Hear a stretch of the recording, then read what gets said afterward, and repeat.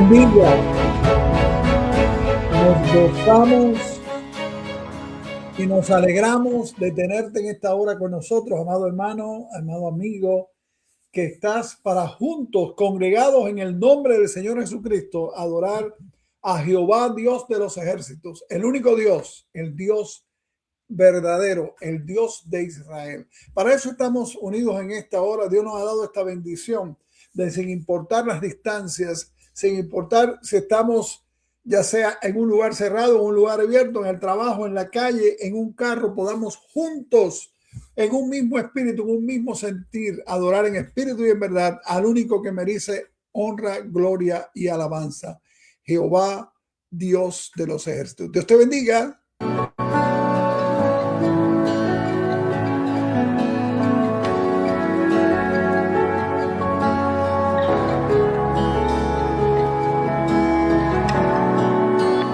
Preciosa sangre se derramó,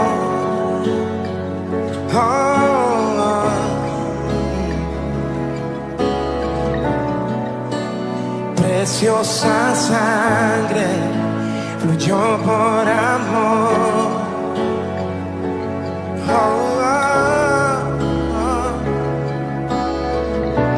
sobre ti el dolor, tus venas lloraron. Jesús, Jesús, Jesús.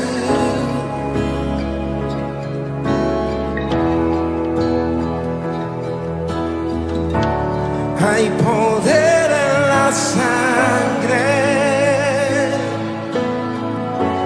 que fluyó por amor. Hay poder en la sangre que él derramó.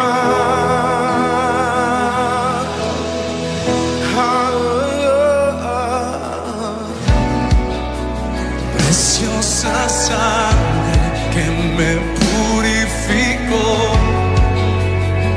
Gracias, Señor.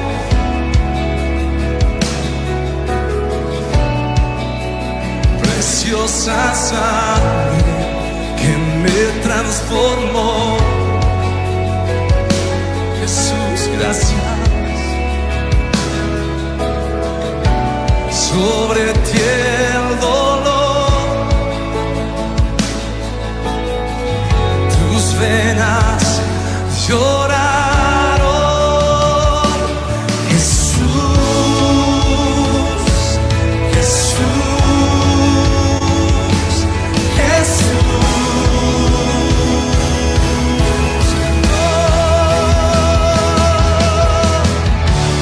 Hay poder en la sangre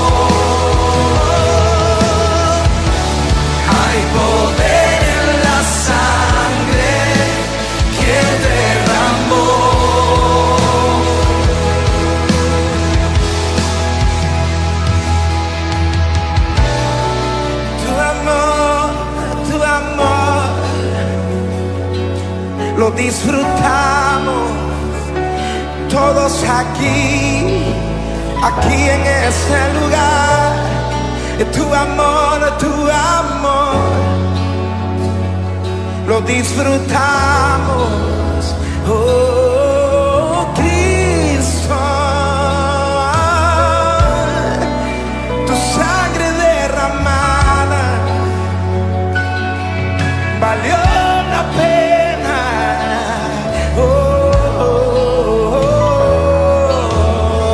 Y hoy se escucha la voz de una generación, que es el fruto de tu aflicción en la cruz. Todos damos gracias, damos gracias, damos gracias, y no vamos a callar, y no vamos a callar. Tu amor valió la pena, todo el dolor. Hay una generación que honra tu sacrificio, Jesús. Hay poder en la sangre, sí, de Jesús, que fluyó por amor. Hay poder en la sangre que Él derramó.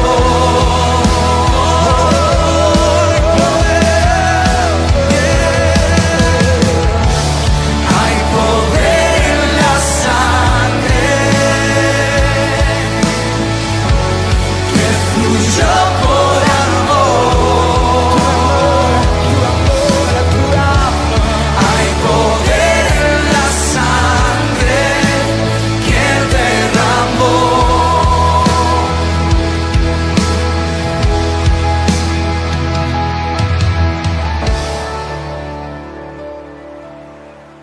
Gloria al Señor. Hay poder en la sangre de Jesucristo. Qué maravilloso, ¿eh? Tú lo has experimentado, mi hermano. Tú lo has experimentado, mi hermana.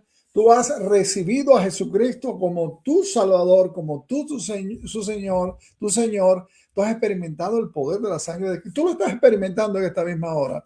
Dios está ahí contigo y en ti, mi amado hermano, mi amada hermana, mi amigo, mi amiga. Dios está con nosotros y nosotros estamos adorándolo a Él.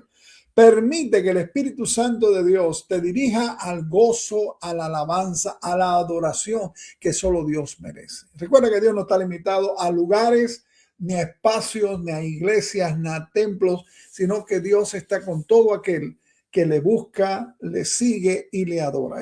Mi oración es que la presencia real de Dios, el Espíritu Santo, esté allí manifestándose dentro de ti, mi hermano, y en alrededor tuyo, en medio de los tuyos en esta hora, para juntos adorar a Dios. Vamos a orar al Señor. Vamos a presentar en un mismo sentir, como la familia reconciliación, este culto que rendimos a Jehová Dios. Amén.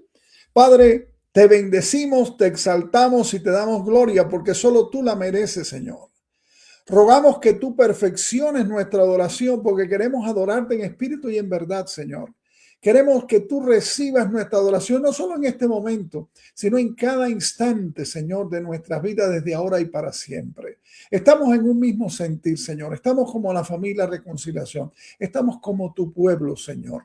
Y estamos delante de tu presencia santa, poderosa, bendita, para exaltarte, para darte gloria y para darte alabanza. Y para rogarte, Señor, que por medio de la iluminación tuya, oh Santo Espíritu de Dios, tú te glorifiques a través de la Biblia, que es tu palabra, para que tu nombre sea exaltado y glorificado en esta hora, Señor, en la vida de los que te conocemos y en la vida de los que aún no te han recibido. Tú puedas tocarlos y llevarlos, Señor, a la realidad y a la verdad, que es Jesucristo, tu Hijo, el Salvador, el Señor, el camino, la verdad y la vida. Te alabamos en Jesús. Amén y amén. Aleluya. Bendito sea el nombre del Señor.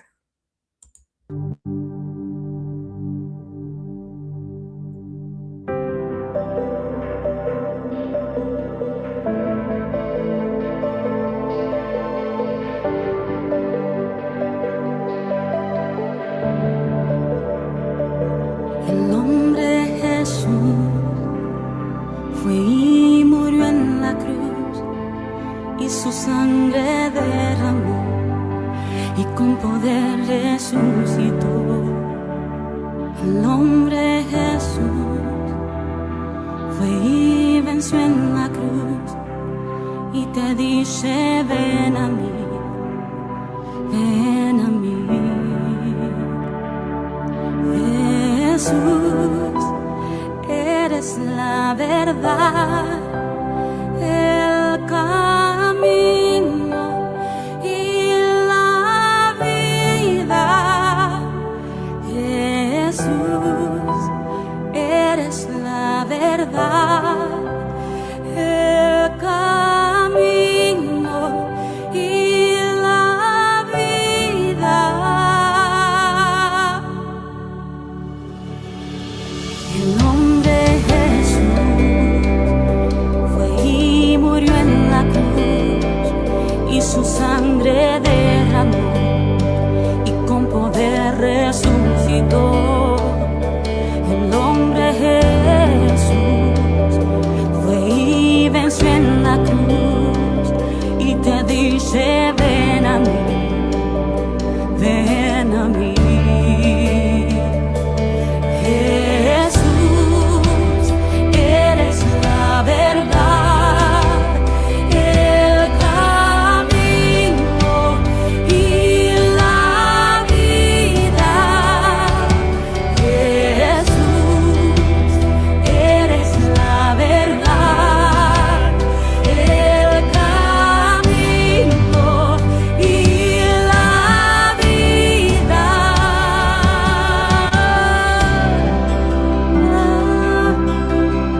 Sanador, redentor, fiel amigo.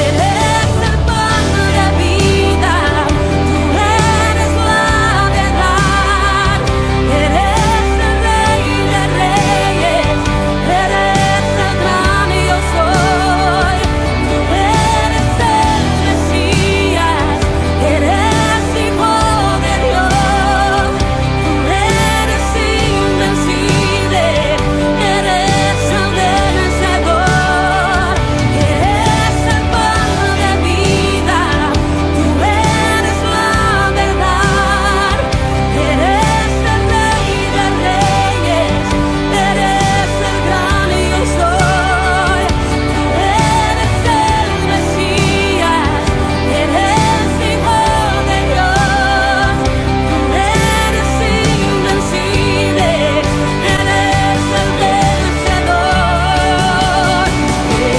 Jesús, eres la verdad, el camino y la vida. Mi Jesús, eres la verdad, el camino.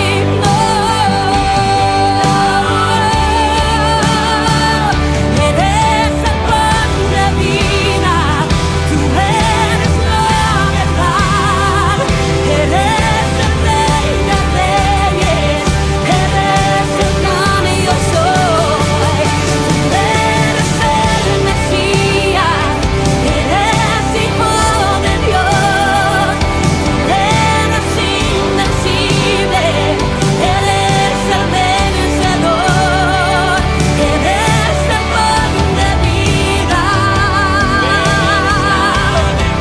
eres el único camino al Padre, eres el único camino al Padre, tú eres el Mesías, eres Hijo de Dios, tú eres invencible, eres el vencedor.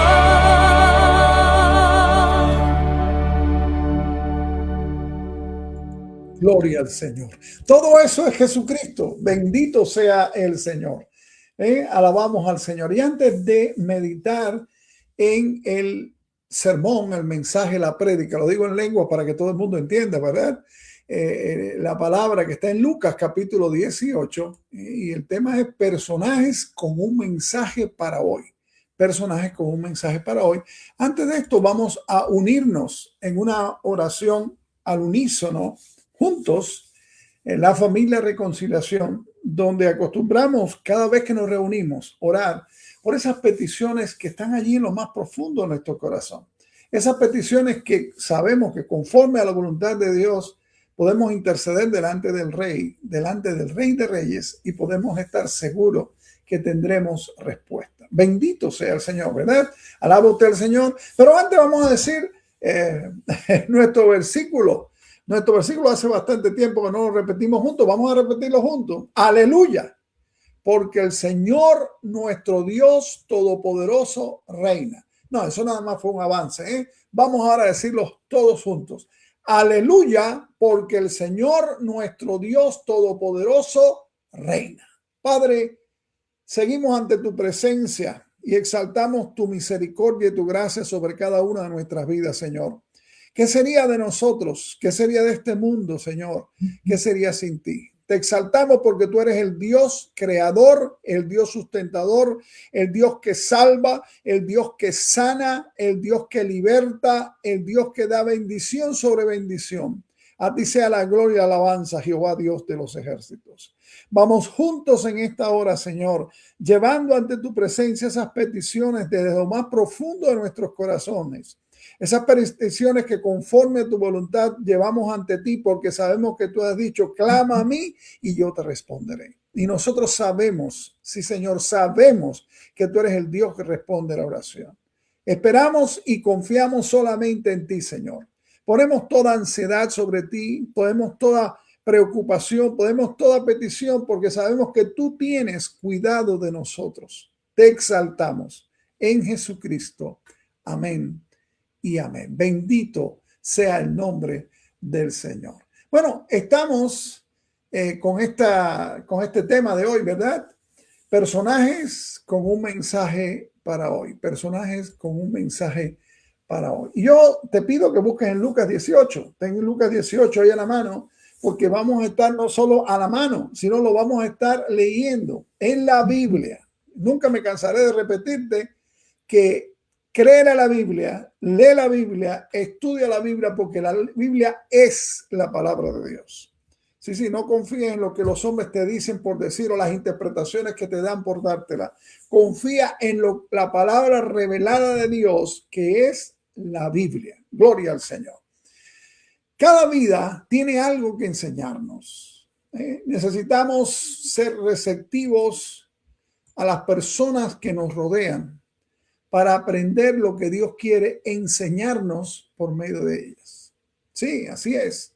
Y en este capítulo 18 de Lucas se nos presentan, mis hermanos, varios casos, y cada uno tiene una lección espiritual para ti, para mí, para enseñarnos a ti y a mí en esta hora. Y las lecciones que nos enseña como lecciones de parte de Dios son lecciones importantes. Y el primer personaje que encontramos está en el capítulo 18, los versículos del 1 al 8. Si usted se fija ahí en la Biblia, allí comienza hablando de una viuda perseverante. Y el Señor utiliza una parábola. ¿Qué cosa es una parábola? Bueno, una parábola es una historia de la vida real, posible o no. Puede ser que estuviera pasando en ese momento, que haya pasado, que pasaría, pero que tiene una enseñanza práctica. Y el Señor usó mucho esto para ilustrar y hacernos más fácil el entendimiento de su mensaje. Una viuda perseverante. En los días de Jesús, las viudas tenían grandes dificultades para cubrir sus necesidades. A pesar de que Jehová Dios instruyó a su pueblo Israel que las cuidara. La iglesia en sus comienzos, y nosotros encontramos ahí en el capítulo 6 de Hechos, tomó en serio muy el cuidado de las viudas cristianas. La viuda de esta parábola tenía que superar 3 obstáculos. El primero, siendo mujer, ella tenía escasa posición ante la ley judía. En la sociedad de los días de nuestro Señor Jesucristo, las mujeres normalmente no acudían a los tribunales. En segundo lugar, siendo viuda, ella no tenía marido que la representara en el tribunal. Y finalmente era pobre y no podía pagar un soborno aunque hubiera querido hacerlo. Y no es sorpresa que las viudas pobres no siempre recibieran la protección que la ley supuestamente debía brindarles. Y ahora que comprendemos algo del escenario de esta historia ilustrativa, de esta parábola, podemos comprender mejor lo que Jesús estaba enseñando. ¿Qué cosa era? Básicamente estaba animando a sus discípulos a orar y lo hizo presentando tres contrastes. Vamos a ver esos tres contrastes. El primer contraste está en el versículo 1 de Lucas 18. Dice así, ¿ya lo tienes en tu Biblia? Léelo en tu Biblia. También le refirió Jesús una parábola sobre la necesidad de orar siempre y no desmayar. Si no oramos, desfalleceremos. Así de sencillo. La palabra describe al cristiano al que se le caen las alas y se desalienta tanto que quiere darse por vencido. Si la sociedad sin Cristo que nos rodea es un cadáver putrefacto, entonces la atmósfera en que vivimos se está contaminando poco a poco y esto acabará afectando nuestra vida espiritual. Pero cuando oramos tú y yo, tomamos del aire puro del mismo cielo de Dios. Pero recuerda lo que dice 1 Tesalonicenses 5:17, búscalo, 1 Tesalonicenses 5:17, orad sin cesar, orad siempre y sin cesar. ¿Qué significa orar siempre? Orar sin cesar. Ciertamente no quiere decir que debemos estar repitiendo oraciones constantemente, porque Jesús mismo advirtió en contra de ese tipo de oración. Y allí tú lo puedes encontrar bien definido en palabras del Señor Jesús en Mateo capítulo 6, los versículos del 5 al 15. Más bien, orar sin cesar quiere decir hacer de la oración algo tan natural para nosotros como lo es la respiración. ¿Te has puesto a pensar cuándo tienes que respirar? ¿Cuántas veces has respirado? ¿Cuánta respiración te falta dentro de este segundo, de este minuto, dentro de una hora? Ahora, respiramos, es natural. La oración debe ser el hábito natural de nuestra vida. Debe ser la atmósfera en que vivimos constantemente. La oración, mis hermanos, es mucho más que palabras en nuestros labios. Son los deseos de nuestro corazón.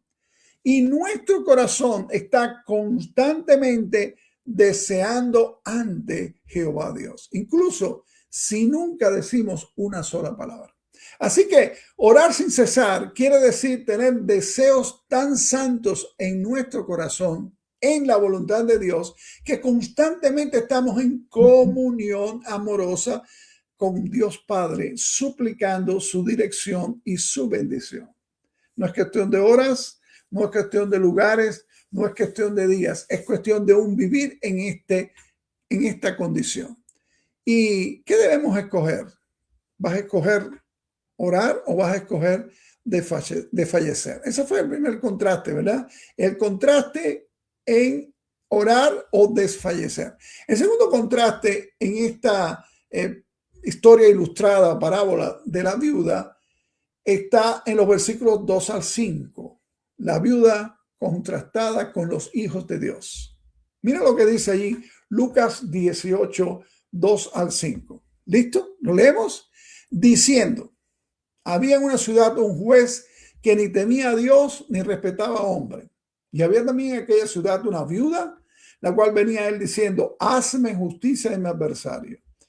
Y él no quiso por algún tiempo, pero después de esto dijo dentro de sí, aunque ni temo a Dios, aunque no temo a Dios, ni tengo respeto a los hombres, sin embargo, porque esta viuda me molesta, le haré justicia, no sea que viniendo de continuo me agote la paciencia. Jesús argumentó, si una pobre viuda recibió lo que merecía de parte de un juez egoísta, ¿cuánto más recibirán los hijos de Dios, tú y yo, lo que es justo de parte de un Padre celestial amante? Considera los contrastes. Para empezar, la mujer, la viuda, era desconocida, pero tú y yo somos conocidos, somos hijos de Dios. Y Dios cuida a sus hijos. La viuda no tenía acceso al juez, pero los hijos de Dios, tú y yo, tenemos acceso pleno a la presencia de Dios y podemos llegar ante Jehová Dios en todo tiempo para recibir la ayuda que necesitamos. Bendito sea el Señor. La mujer no tenía amigo alguno en el tribunal que abogara por ella referente a su causa, ¿verdad? Todo lo que podía hacer era caminar alrededor de la tienda donde estaba el tribunal y convertirse en un fastidio al gritarle al juez.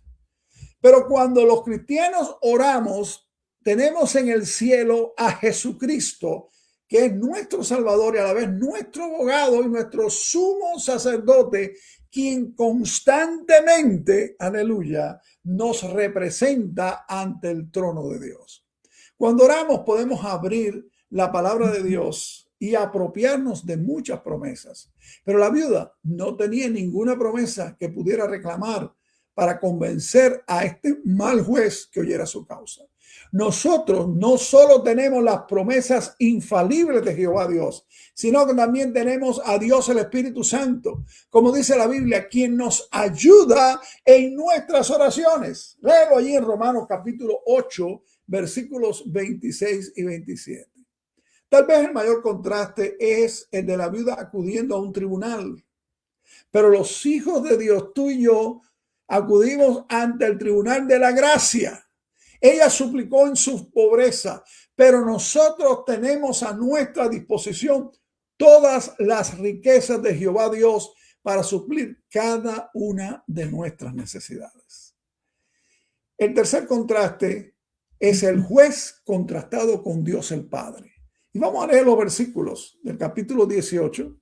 Vete a la Biblia, léelo ahora mismo. Lucas 18, versículos 6 al 8. Dice así: y dijo al Señor, oíd lo que dijo el juez injusto. ¿Y acaso Dios no hará justicia a sus escogidos que claman a él día y noche? ¿Se tardará en responderles? Os digo que pronto les hará justicia. Pero cuando venga el Hijo del Hombre, ¿hallará fe en la tierra? A menos que se comprenda que Jesús está recalcando los contrastes, se tendrá la idea de que hay que persuadir a Dios o que hay que sobornarlo para que conteste la oración. No. Pero Dios no es como este juez, porque Dios es un Padre amante que atiende tus necesidades al más mínimo clamor. Es generoso en sus dones, se preocupa por nuestras necesidades y está listo para respondernos cuando llamamos a él. La única razón por la que el juez ayudó a la viuda fue porque temió que ella le agotara la paciencia, que literalmente se traduciría le calumniara, es decir, arruinara su reputación. Jehová Dios responde a la oración para su gloria y para su bien, y no se molesta cuando acudimos a él. Repito esta idea, Jehová Dios responde tu oración, hermano. Pero recuerda que es para su gloria, no para tu gloria ni para mi gloria, sino para su gloria, pero también para nuestro bien. Y él no se molesta, Dios no se molesta. Hay algunos por ahí que dicen, no hay que repetirle lo mismo a Dios, no hay que decirle lo mismo. No. Recuerda cuando has tenido un niño, ya sea un hijo, una hija, un nieto, una nieta, cuando quieren algo que hacen, lo piden, lo repiten. Y nosotros no nos cansamos, porque es nuestro hijo o es nuestro nieto. De la misma manera, Dios no se molesta cuando tú acudes a él. Acude a Dios. ¿Cómo entonces podemos explicar, y es una pregunta lógica, las demoras en la respuesta a la oración? Especialmente cuando el Señor dice en el versículo 8, pronto les hará justicia. Recuerda una cosa, recuerda esto que es importante, escúchalo, que los retrasos de Dios no son demoras de inactividad, sino de preparación. Los retrasos de Dios no son demoras de inactividad, no es que Dios no está tomando en cuenta lo que tú estás pidiendo conforme a su voluntad, ¿no? Sino que tú necesitas, y yo también, preparación. Dios siempre contesta la oración. Dios obra siempre en todas las cosas, haciendo que todo obre en forma conjunta con un solo fin, sus propósitos. Piensen esto. El momento en que le levantamos una petición que está dentro de su voluntad, Dios empieza a obrar. Tal vez no lo veas en el momento, pero un día va a venir la respuesta. Y la pregunta de Lucas 18:8, que ahí leemos, concuerda con lo que Jesús ya enseñó en Lucas 17, 22 al 37. Pero cuando venga el Hijo del Hombre, ¿hallará esa clase de fe en la tierra? Los tiempos del fin serán días de poca fe. 8 personas solamente se salvaron en los días de Noé, del diluvio, y solo 4 de la maldición, el castigo de Sodoma. Y aunque de esos 4, una se perdió en medio del camino. El otro personaje que tenemos aquí está en los versículos 9 al 17 y es un fariseo engañado. Un fariseo engañado. Vamos a leer la Biblia en Lucas capítulo 18, los versículos 9 al 17. ¿Listo? A unos que confiaban en sí mismos como justos y menospreciaban a los otros. Oye, parecen los tiempos actuales, ¿verdad? Dijo también esta parábola, esta historia práctica, esta narración para entenderla. 2 hombres subieron al templo a orar. Uno era fariseo y el otro publicano. ¿Qué distancia tan tremenda había? Los fariseos eran el partido político religioso que se creía sin pecado, perfecto, que con cumplir normas y cumplir ritos y cumplir las normas de las iglesias o de los apóstoles o de los profetas o de no sé quién, con eso iban a alcanzar el favor de parte de Dios. En este tiempo, yo creo que hay muchísimos fariseos. Yo le llamo fariseos evangélicos, ¿verdad? El otro era el publicano. ¿Quién era el publicano? Bueno, el publicano era un traidor a la patria y aparte de eso, era un ladrón, ¿verdad? Dice que 2 hombres subieron al templo a orar, versículo 10. Uno era fariseo y el otro publicano. El fariseo, puesto en pie, oraba consigo mismo de esta manera. No ha escuchado usted personas que en vez de orarle a Dios están orándose hacia ellos mismos, diciéndose lo bueno que son, los sabios que son, los fieles que son, los bendecidos que son, los perfectos que son. Mira, Dios decía, te doy gracias porque no soy como los otros hombres. Ladrones, injustos, adúlteros, ni aún como este publicano. Me imagino señalando ahí a los publicanos. Ayuno 2 veces a la semana, doy diezmo de todo lo que gano. Tremendo, ¿verdad? Quizás muchos por ahí quisieran tener a este fariseo de la historia o de esta parábola en su iglesia, porque hay muchos beneficios desde el punto de vista material. Espiritual no había ninguno. Más el publicano, el pecador, el traidor a la patria, el ladrón, estando lejos, no estaba allí en donde estaba el grupo selecto, donde estaban las cámaras de televisión, donde estaban filmando los videos. No. El publicano estando lejos no quería ni aún alzar los ojos al cielo. ¿Por qué? Dice que se golpeaba el pecho, no por darse golpes, sino sencillamente diciendo, Dios, sé propicio a mi pecador. Y ahora viene el versículo 14, que es la conclusión que Jesús da a esta parábola. Os digo que el publicano, descendió a su casa justificado antes que el otro, porque, escuchemos bien, cualquiera que se enaltece será humillado, y el que se humilla será enaltecido. También dice el versículo 15 que traían a Jesús los niños para que los tocase, lo cual viendo los discípulos reprendieron, mas Jesús llamándolos dijo, dejad a los niños venir a mí y no se lo impidáis, porque de los tales es el reino de Dios. De cierto os digo que el que no recibe el reino de Dios como un niño, no entrará en él. En todo su ministerio público, mis hermanos y amigos, Jesús puso al descubierto la incredulidad, la hipocresía y la falsedad de los fariseos, quienes se creían muy justos, los describió como deudores en quiebra que no podían pagar lo que le debían a Dios, convidados que se peleaban por los primeros asientos e hijos orgullosos de su obediencia, pero despreocupados por la necesidad de los otros. Lo triste es que los fariseos estaban completamente engañados y pensaban que tenían razón y que Jesús era el que estaba equivocado. Esto se ilustra en esta parábola que acabamos de leer. El fariseo de esta parábola, de esta historia práctica, se engañaba en cuanto a la oración, porque como dice ya el pasaje, oraba consigo mismo. Y le decía a Dios y a los que alcanzaban a oírlo lo bueno que era. Los fariseos usaban la oración, mis hermanos, como medio de lograr reconocimiento público y no como un medio para glorificar a Dios. Cuidado con eso, ¿verdad? No es para que digan, oye, qué lindas las palabras. Hay personas que dicen, oh, a mí me encanta que sea fulano el que ore porque qué palabra más linda dice, qué día más hermosas expresa. No, no. Se engañaba respecto a sí mismo porque pensaba este fariseo que era acepto ante Dios debido a lo que hacía o no hacía. Los judíos tenían como exigencia ayunar solo una vez al año, el día de expiación. Eso lo dice Levítico capítulo 16, versículo 29. Pero este fariseo era tan puritano, en el mal sentido de la palabra puritano, que ayunaba 2 veces por semana. Daba el diezmo de todo lo que poseía. Y si nos vamos a Mateo 23, dice que daba hasta el diezmo de las semillitas, de las más pequeñas, ¿verdad? Se engañaba respecto al publicano, que también estaba en el templo orando. El fariseo pensaba que el publicano era un gran pecador, pero el publicano se fue a su casa justificado por Jehová Dios, en tanto que el arrogante fariseo se fue a su casa también, pero simplemente satisfecho consigo mismo. Ser justificado quiere decir ser declarado justo por Dios a base del sacrificio de Jesucristo en la cruz.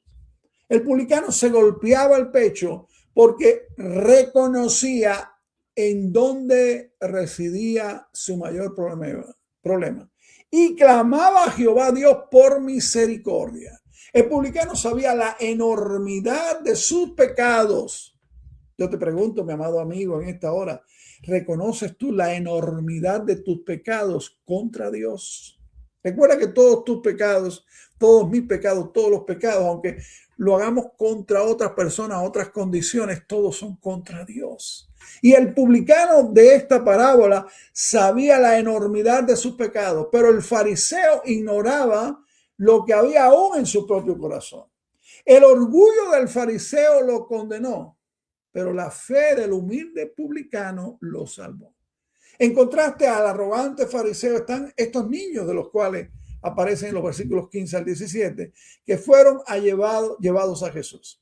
Los judíos acostumbraban a llevar sus niños para que los rabinos le impusieran las manos y le dieran una bendición. Así que es extraño la actitud de los discípulos. Pero es que los discípulos, oye, actuaban muchas veces como tú y yo actuamos, de forma tan distinta a lo que dice la palabra y a lo que Dios quiere que nosotros hagamos.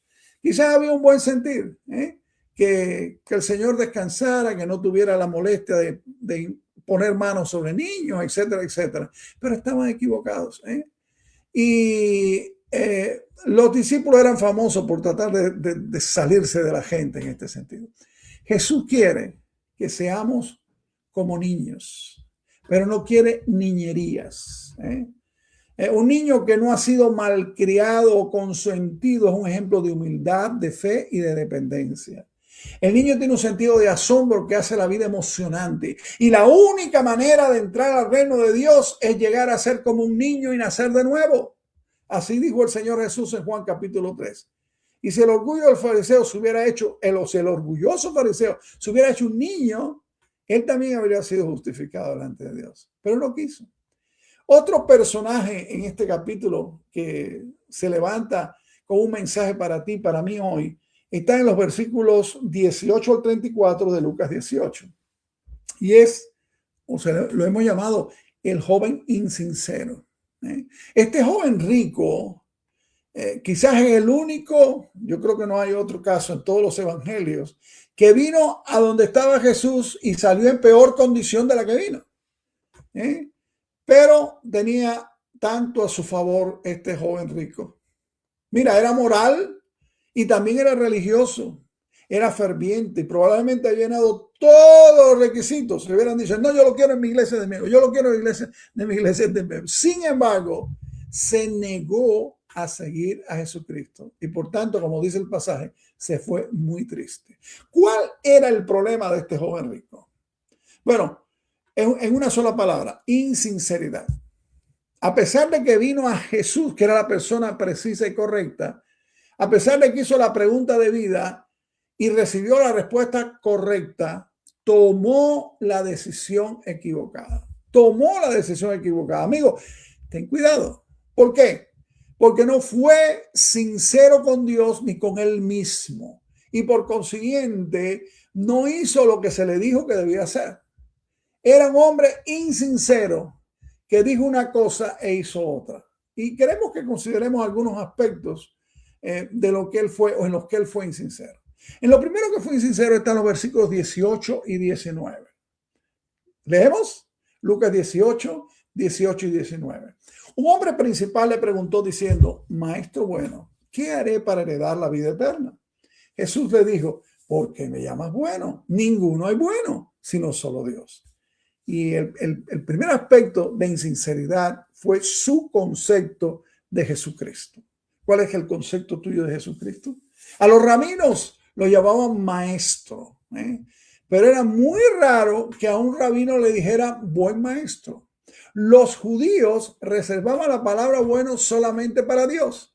Y esto explica por qué el Señor Jesús le preguntó al joven lo que quería decir con esto. Porque si realmente creía que Jesús era bueno, entonces él tenía que confesar que Jesús era Dios. Al hacerle esta pregunta, nuestro Señor no estaba negando su deidad, la estaba afirmando. Y estaba probando a este joven rico para ver si realmente entendía lo que acababa de decir. Esto es muy importante, porque a veces creemos en mensajes que nos dan, pero no buscamos el verdadero significado de lo que el Señor quiere decirnos. La conducta de este joven rico demostró que él no creía en Jesucristo como Dios. Si realmente hubiera pensado que estaba en presencia del Dios Todopoderoso, ¿por qué entonces se pondría a discutir sobre la ley, sobre el cumplimiento de los mandamientos? ¿Cómo entonces se pondría a jactarse de su carácter, de que era tan bueno, tan cumplidor? Y además de esto, negarse a obedecer a Jesucristo como él se negó. En los versículos 20 y 21 encontramos otro de los conceptos que nos muestran que este joven era un joven insincero y tiene una gran enseñanza para ti y para mí.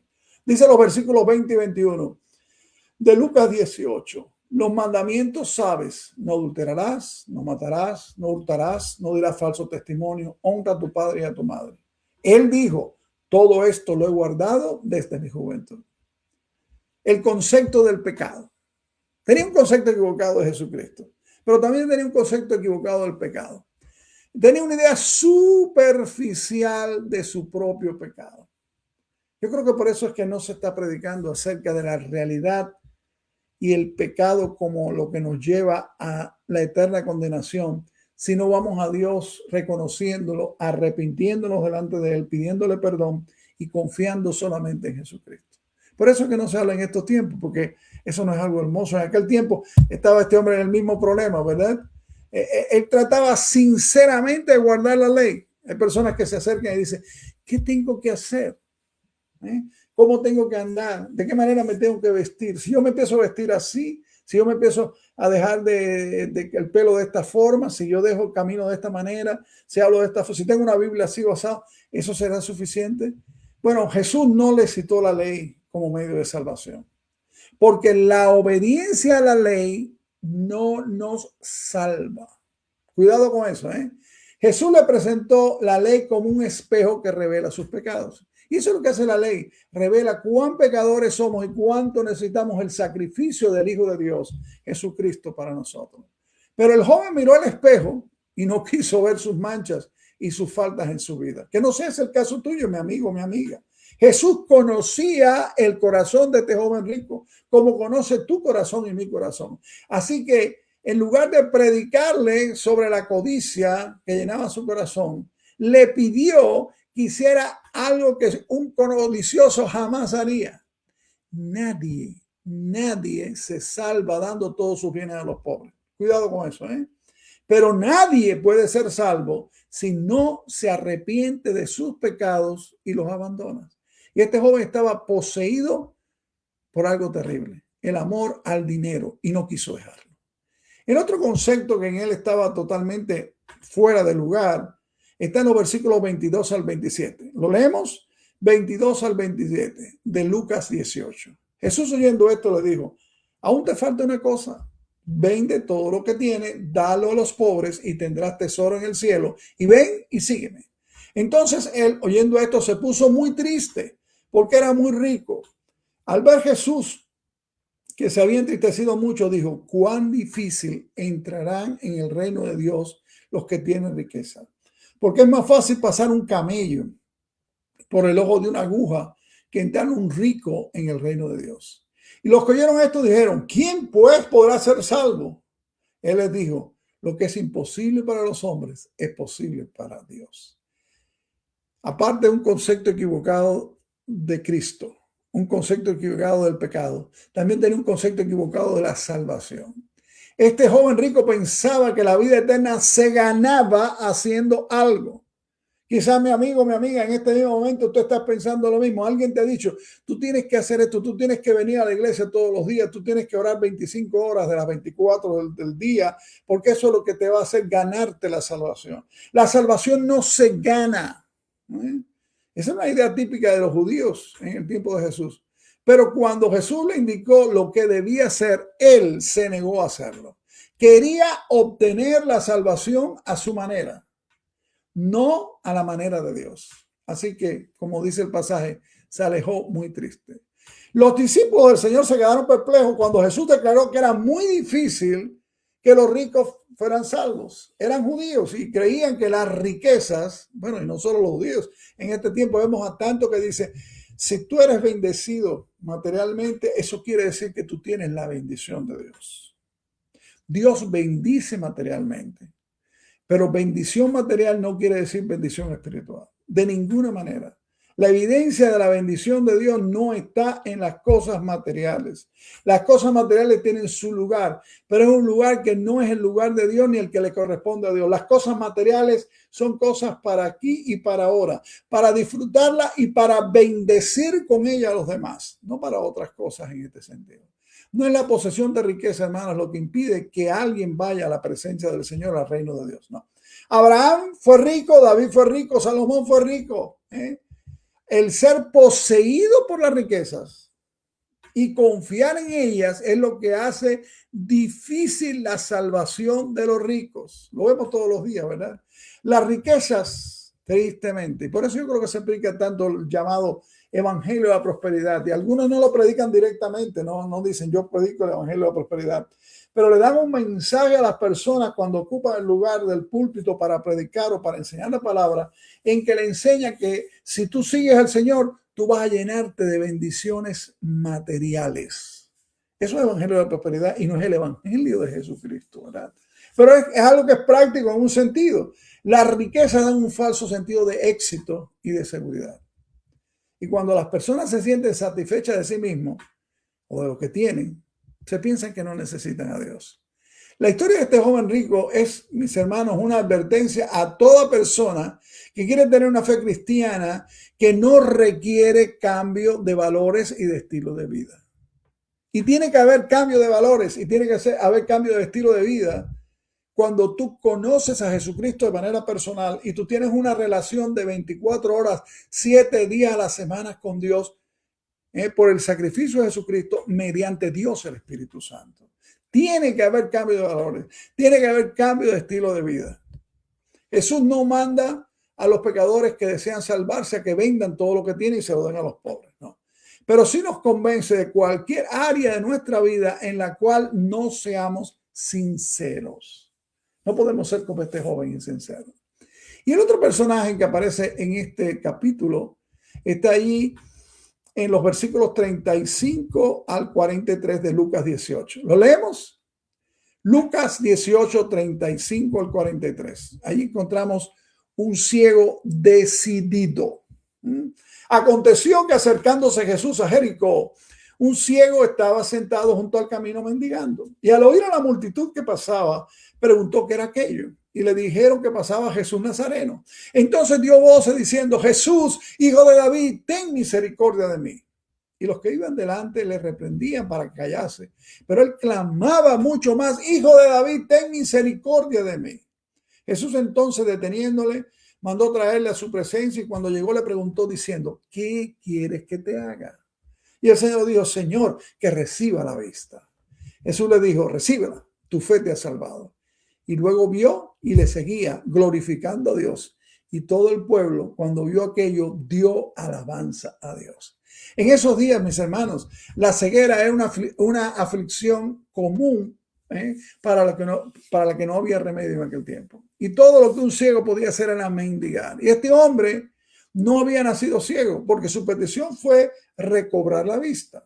Persistió en clamar a Jesucristo a pesar de los obstáculos que había en su camino. El hecho de no poder ver a Jesús, la oposición de la multitud y la demora de nuestro Señor en responderle, no iba a dejar que Jesús pasara sin suplicarle misericordia. Y eso también está para nosotros. No importa lo que diga la multitud, no importa lo que está en nuestro, no importa lo que digan los llamados cristianos, los fariseos evangélicos de este tiempo. No. Tú y yo estamos llamados a presentar delante del Señor nuestra súplica y nuestro clamor por misericordia. El hecho de decirle a Jesús, hijo de David, era un título mesiánico. Indica que este ciego mendigo sabía que Jesús podía darle vista a los ciegos. Y Jesús recompensó la fe de este hombre y lo sanó. ¿Y qué cambio tuvo lugar? Salió de las tinieblas a la luz, de la mendicidad a seguir a Jesús y dejó de rogarle al Señor y empezó inmediatamente a alabarle. Y el contraste es obvio entre este mendigo ciego y el joven rico del cual hablamos hace unos minutos, ¿verdad? El ciego era pobre y sin embargo llegó a ser rico. En tanto que el joven rico se convirtió en un pobre para siempre. El ciego no reclamó ningún mérito especial y confesó abiertamente su necesidad. Dos cosas importantes, no reclamó mérito especial. Ninguno de nosotros podemos partirle el brazo a Jehová a Dios. Podemos obligar a Dios. Yo a veces escucho a algunos hablando, predicando, dando prédica, dando estudios bíblicos o orando, que hablan como si pudieran ordenarle a Dios. El día que un hombre o una mujer le puede ordenar a Dios, Dios deja de ser Dios. Y Dios nunca va a dejar de ser Dios. Mucho cuidado cómo te diriges a Dios, porque Dios tenemos que acercarnos a Él con humildad, con reverencia, con temor, clamando por su misericordia, no presentándole mérito, porque no tenemos ningún mérito, ninguno. Además, Él confesó abiertamente su necesidad. Mira, mi amado hermano, no vayas a Dios tratando de, como decía mi abuela, dorarle la píldora y decirle, Señor, las cosas son así, son asados. A Dios le encanta cuando nosotros somos sinceros, porque Dios conoce tu corazón y mi corazón.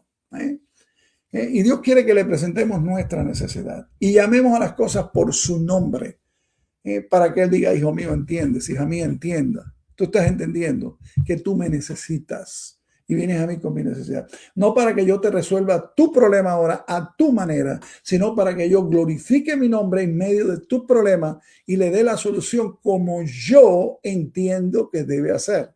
Y ese yo es Jehová Dios, ¿verdad?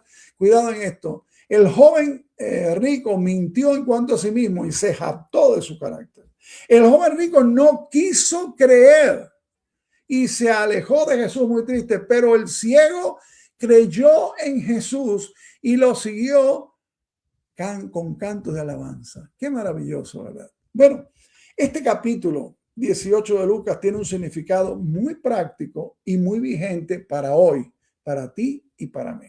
Hay enseñanzas fundamentales: la oración, la fe, la humildad, la justicia, las prioridades espirituales.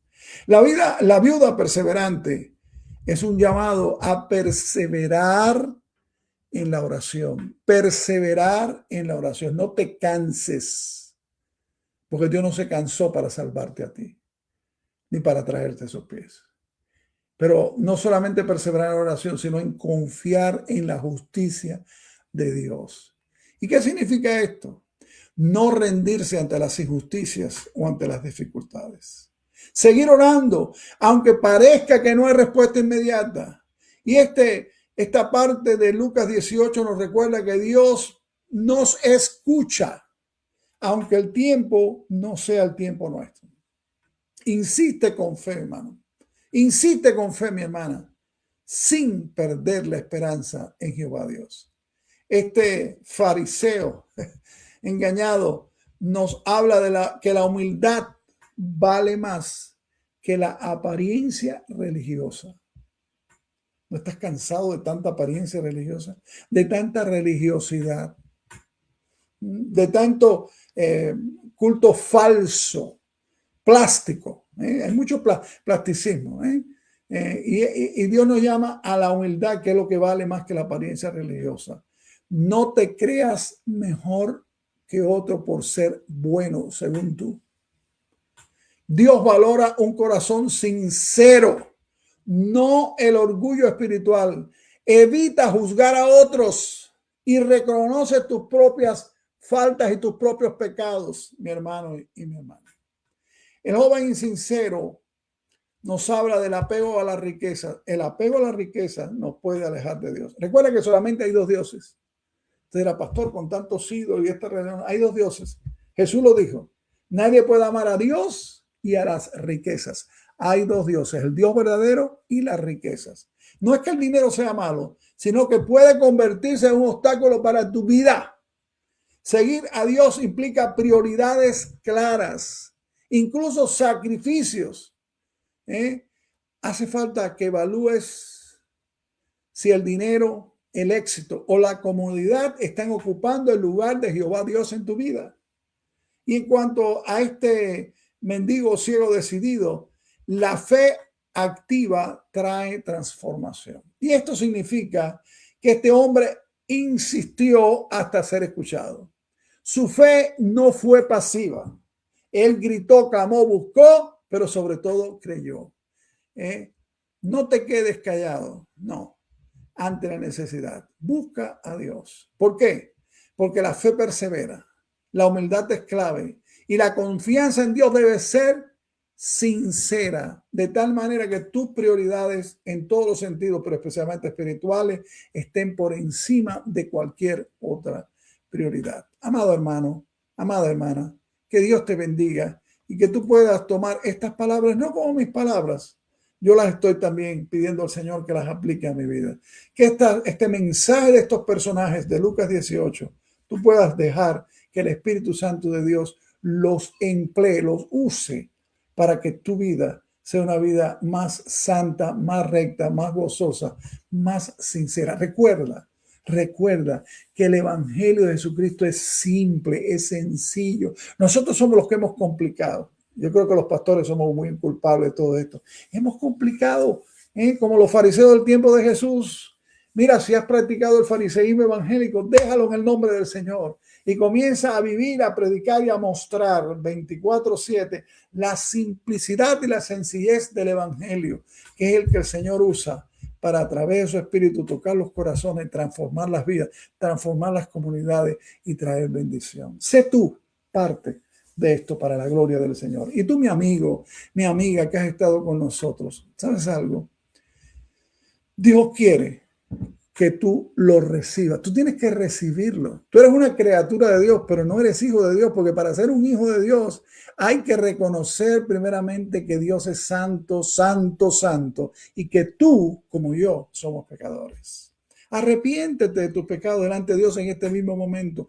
Pídele perdón y confía en Jesucristo como el que es capaz de perdonarte, darte una nueva vida, darte propósito y obrar en tu corazón para darte la bendición gloriosa de vivir esa vida preciosa desde ahora y para siempre. Que Dios te bendiga. Aleluya. Aleluya, aleluya, aleluya, aleluya, aleluya, aleluya, aleluya, aleluya, aleluya. Dios el omnipotente ya reina. Aleluya, aleluya, aleluya, aleluya. Dios el omnipotente ya reina. Aleluya, aleluya, aleluya, aleluya. Dios el omnipotente ya reina. Aleluya, aleluya, Dios el